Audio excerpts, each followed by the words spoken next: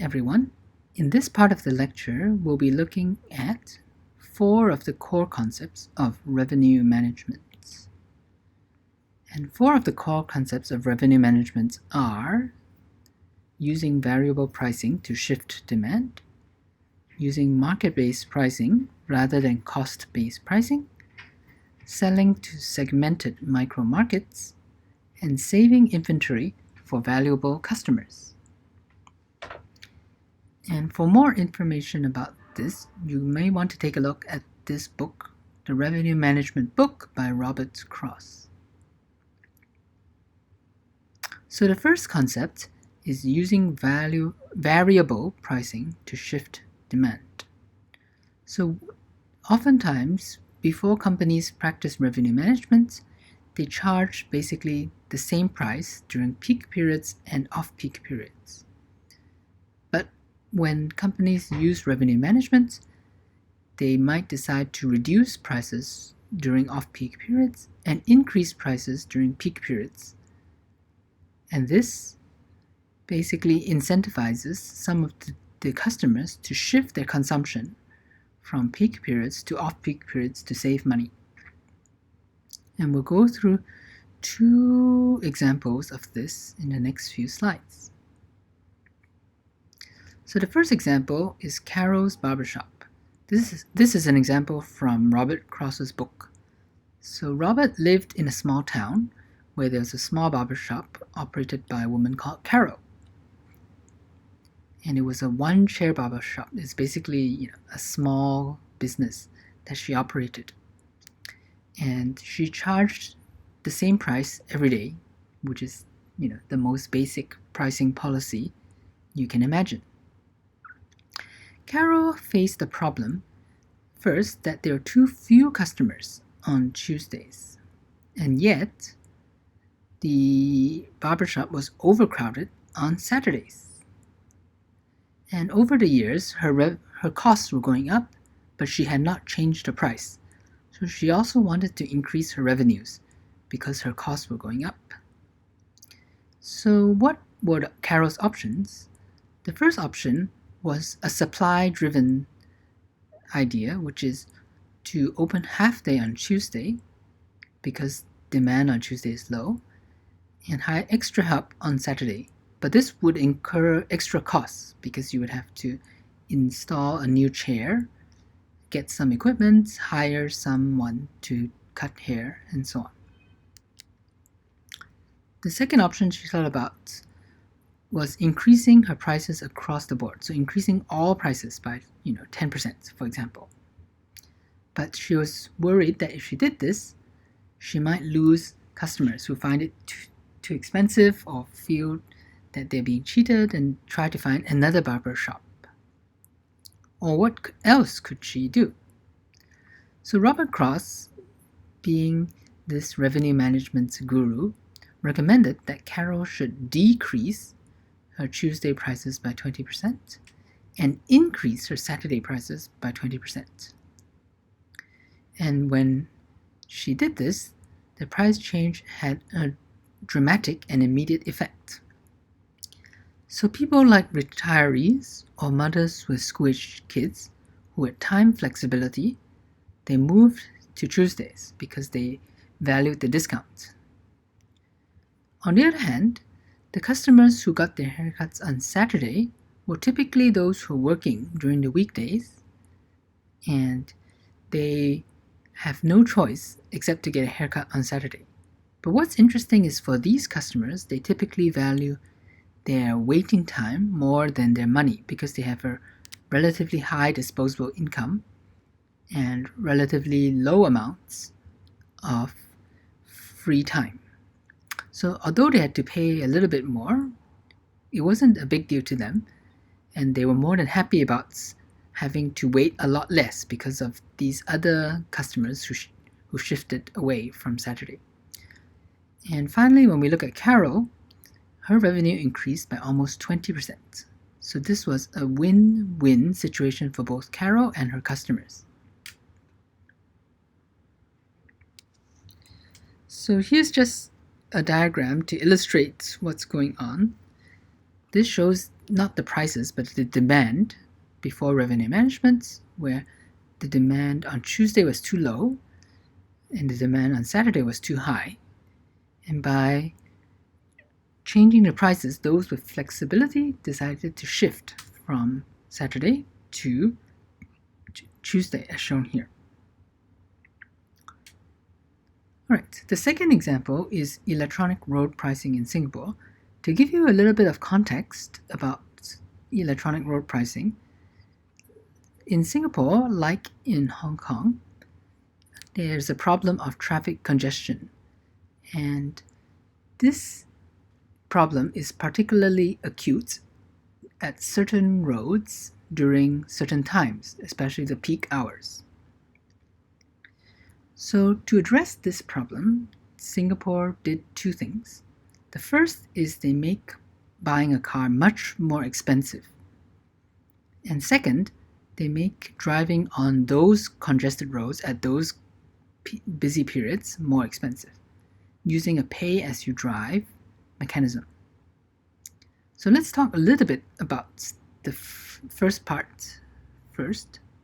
So when you buy a car in Singapore, it's a lot more expensive than if you were to buy the same car in Hong Kong or anywhere else, due to the high price of a certificate of entitlement.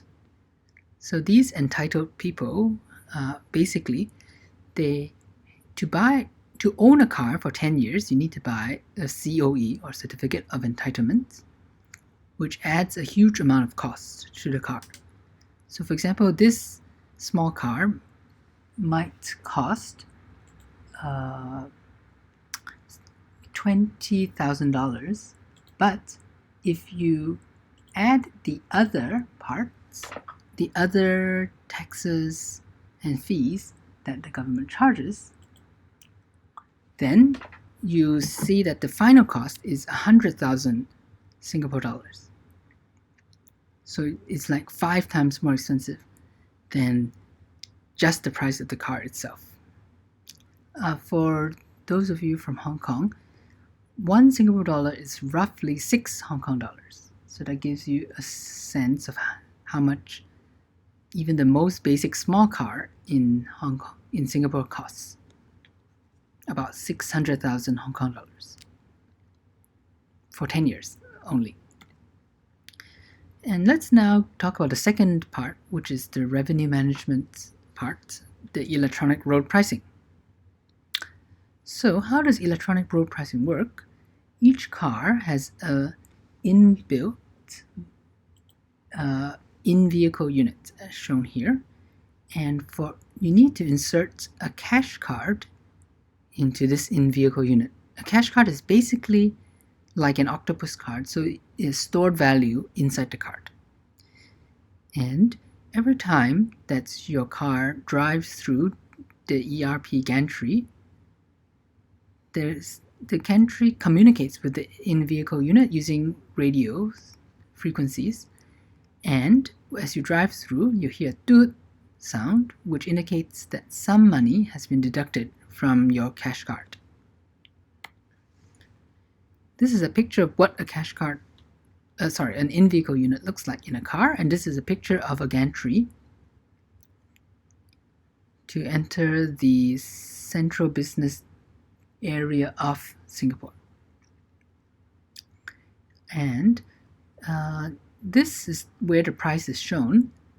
In this case, it costs about 12 Hong Kong dollars to drive through the gantry, because this is not such a busy period. I think it can cost 30 to 50 Hong Kong dollars during the especially busy periods. And during the less busy periods, it might be cheaper or even free. So how are prices determined? So one key feature is that prices are dynamic. It depends on the time of the day. And prices can change as frequently as every 30 minutes during the peak periods. So the Land Transport Authority, which the government agency that governs transportation,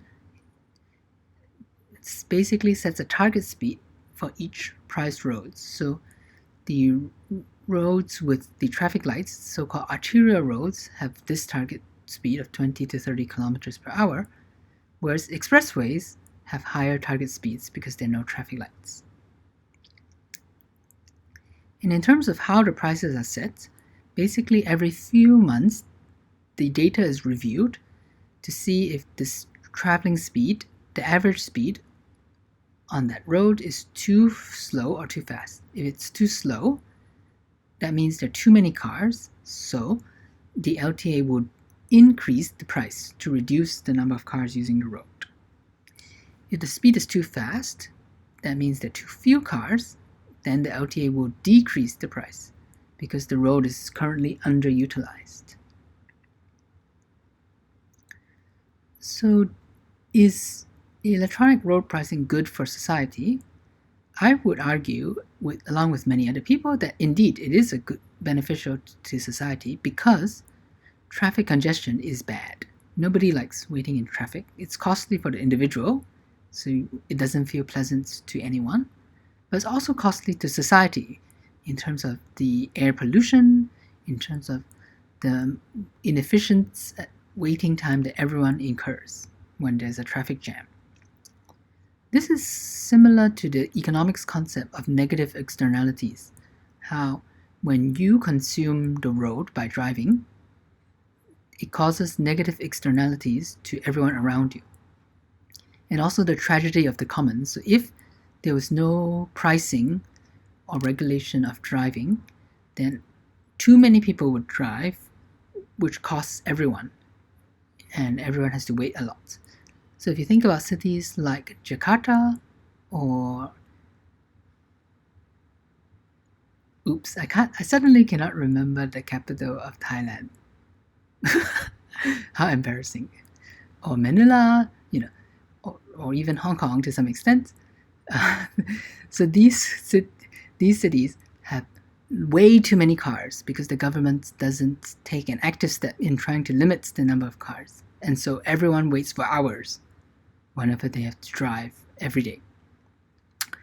And the ERP in Singapore works because it hits drivers where it hurts, which is in their wallets. Okay, the second concept is something called market-based pricing. So traditionally, companies might practice cost-based pricing, which means they calculate their costs and then they add a markup.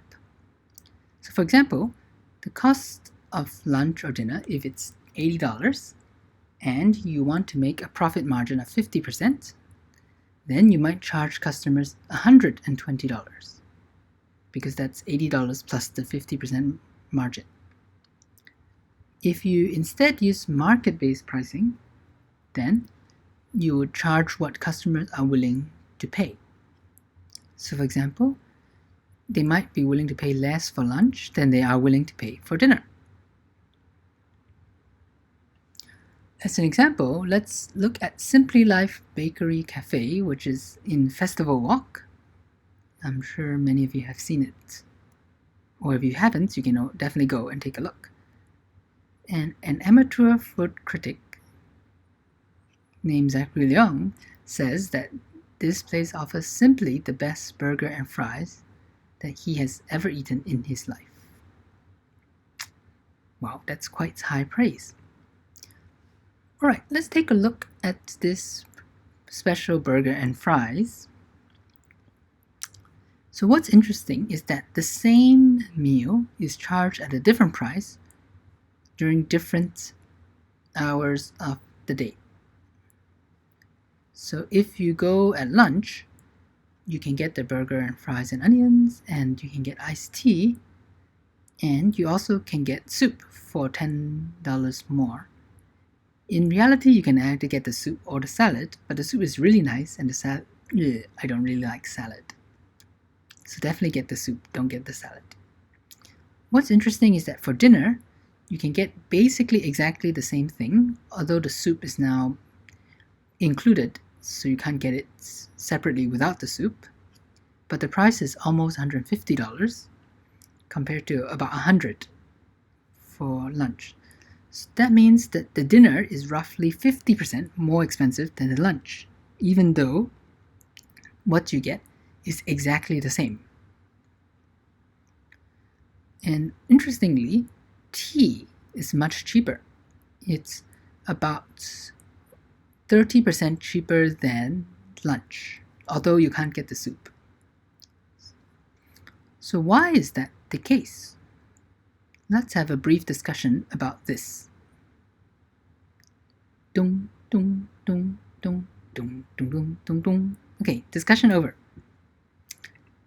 So why are the prices different? The key is that a customer has different willingness to pay for eating the same food at different times of the day. So let's use me as an example because I'm an egotist and I like to talk about myself. So if you think about lunch, when I go to Simply Life for lunch, I'll probably be having lunch with my colleagues, or maybe it's an early work lunch before I have to teach this course. So my objective for lunch is just to eat something nice and tasty and healthy, but also to quickly get back to work. And lunch is actually the busiest time that's at Simply Life because almost everyone has to eat lunch every day, especially those who work in the areas around Festival Walk, the shopping mall. If you think about dinner, when I go to Simply Life for dinner or similar restaurants, I'm doing this because it's a special occasion. So for example, it might be a birthday, an anniversary, something to celebrate. So I wouldn't go there for dinner most of the time. Most of the time I'll have dinner at home, unless there's a special reason to go. For example, this is a picture of me having a celebration dinner with the CityU team, which won the HSBC HKU Hong Kong competition in 2019. So the main point is difference between lunch and dinner is lunch is an everyday thing. So you're not willing to spend too much, and you can't afford to spend too much because it's every day. Versus dinner is something special. So you're willing to spend a bit more because it's something special and it's more optional, whereas this is, in a sense, more a necessity. Finally, for tea is really generally a luxury. Most people don't need to have tea most days. And it's more on a rare occasion when you have tea. Because you're not really that hungry during tea time. And it's kind of an inconvenient hour. So there's almost nobody going into Simply Life for tea. Whereas here you might end up waiting 20 to 40 minutes for lunch if you go at say 12:30 or 1 p.m.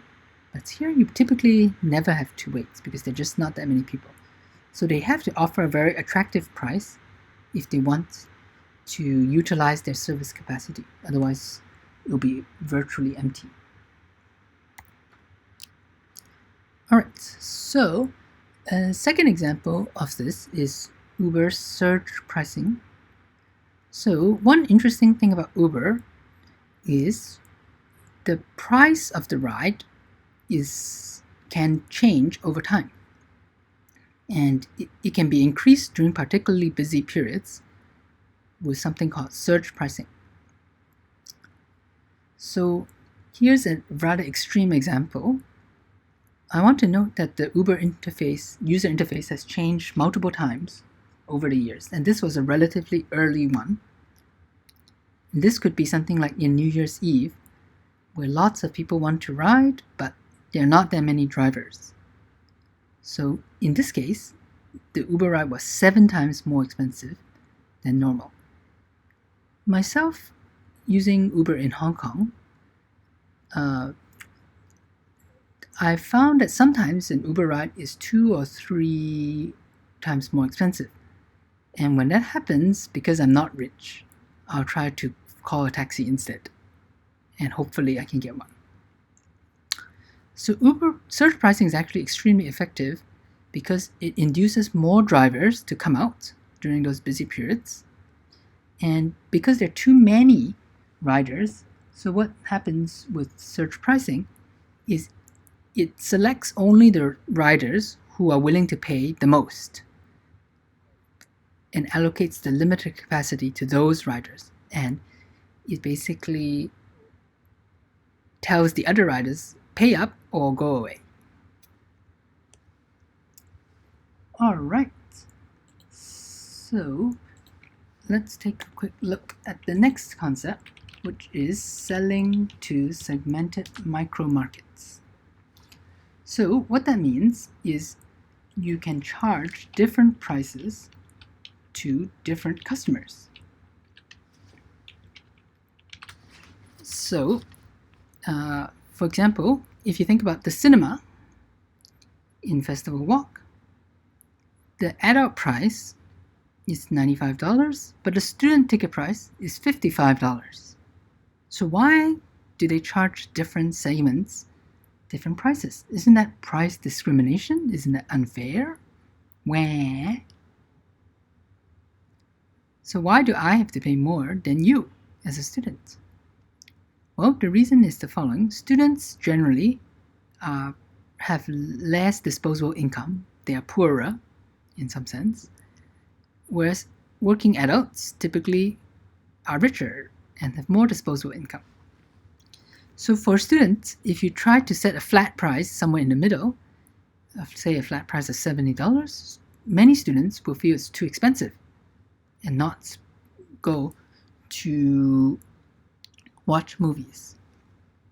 So demand would drop dramatically if you increase the price to $70. On the other hand, for working adults like myself, if I want to see a movie, I'm just going to go and see it, whether it's $95 or $70. This price is really just about the same to me because I have much more, not because I'm super rich, but I have enough disposable income that this difference is not consequential. So by charging different prices to different customer segments, the cinema can make a lot more money. I wanted to take a short detour and explain why it is not an example of revenue management to give concession fares on the MTR and buses to students, children, and the elderly. So this is not an example of revenue management because public transportation is an essential service compared to something like movies, which you can get by fine even if you never saw a movie in a cinema. Maybe you're a little bit sad, but it's definitely not something you need to live. But if you think about riding the bus or riding the train, MTR, you have to do it to get around. Unless you're super rich and can afford a helicopter and, just ride in an Uber or taxi all day. So because it's so essential, the government and society needs to make sure that public transportation remains affordable to everyone. Okay, the final concept is something called saving inventory for valuable customers. And I'm going to use airlines as an example.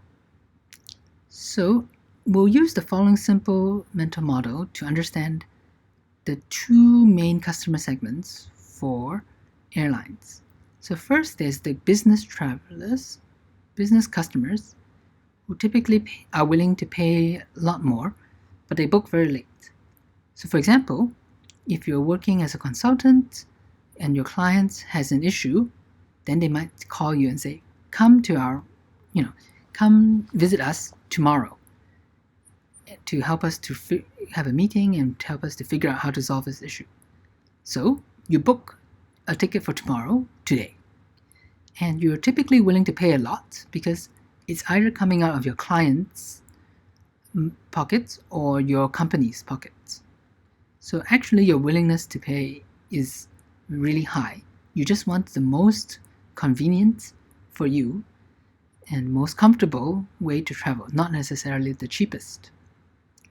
On the other hand, if you're traveling for leisure, let's say you decided to go to Singapore or Taiwan or Thailand for vacation. Oh, I remember now, the capital of Thailand is Bangkok. Okay, silly me. Anyway, so you decided to go for vacation, so you'll typically plan your vacation at least a few weeks or even a few months in advance, and you make sure you want to save money and buy the cheapest tickets because it's your money. It's not the company's money.